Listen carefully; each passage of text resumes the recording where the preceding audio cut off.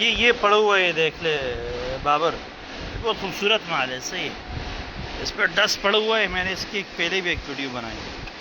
ये 1 मिनट में इस पर पानी मैंने डाल के ना तो साफ़ कर देता हूँ। ये देख ले, बेस बहुत खूबसूरत साफ़ आ रहा है, लेकिन बहुत ज़्यादा डस्ट इस पर, तो गंदा मिकड़े।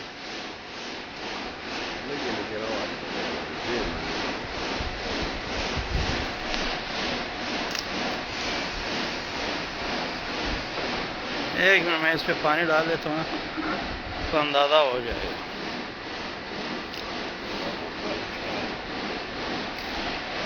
लेकिन ये बहुत ज़्यादा डस्ट इस पर पड़ी हुई है। ये देख रही नीचे वाले माल पे भी।